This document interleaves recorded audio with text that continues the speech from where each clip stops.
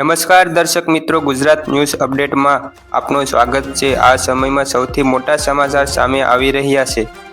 વરસાદના કારણે મુંબઈ બન્યું વર્ચ્યુઅલ ટાપુ, 3 તરફથી સંપર્ક તૂટ્યો, ટ્રેનો ઠપ થઈ ગઈ, હાઈવે બંધ થઈ ગયા। હરિદ્વારમાં તમામ પ્રસિદ્ધ મંદિરોમાં નવા નિયમો જાહેર કરવામાં આવ્યા છે। પૂજારીઓ માટે વિશેષ યુનિફોર્મ, રિસાયકલ પ્રસાદ પરંપરા બંધ કરવામાં આવશે। મણિપુરમાં ભારતીય કાફલા પર ઉગ્રવાદી હુમલો કરવામાં આવ્યો। આતંકવાદીઓ દ્વારા 2 બોમ્બ બ્લાસ્ટ કરવામાં આવ્યા। આડેધડ ગોળીબાર કરવામાં આવ્યા। 2 ભારતીય વીર જવાનો શહીદ થયા। મહારાષ્ટ્રના નાસિક પર મોટું સંકટ સર્જાઈ રહ્યું છે। વાદળ ફાટવાની આશંકા વચ્ચે કાલે સ્કૂલ, કોલેજો બંધ કરવામાં આવશે। સેના, પોલીસો એલર્ટ મોડમાં રહેશે।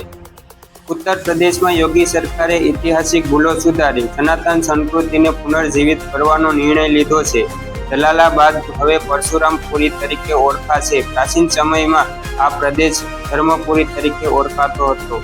અમરનાથ યાત્રાના ચોથા દિવસે ચિંતાજનક સમાચાર સામે આવ્યા છે। બાબા બર્ફાનીનું 7 ફૂટનું શિવલિંગ પીગળીને માત્ર 1 ફૂટ જેટલું જ રહી ગયું છે। ગુફામાં કુદરતી રીતે બરફથી શિવલિંગ બને છે। મહારાષ્ટ્રમાં મેઘરાજાએ તાંડવ મચાવ્યું છે। સાબરકાંઠા, અરવલ્લી સહિત 6 જિલ્લામાં અતિભારે વરસાદનું રેડ એલર્ટ જાહેર કર્યું છે। 9 જિલ્લામાં ઓરેન્જ એલર્ટ જાહેર કરવામાં આવ્યું છે। દેશમાં ચોમાસું ઝડપથી આગળ વધી રહ્યું છે। કેરળ, ઓડિશા, ઝારખંડમાં અતિભારે વરસાદનું આગમન થઈ રહ્યું છે।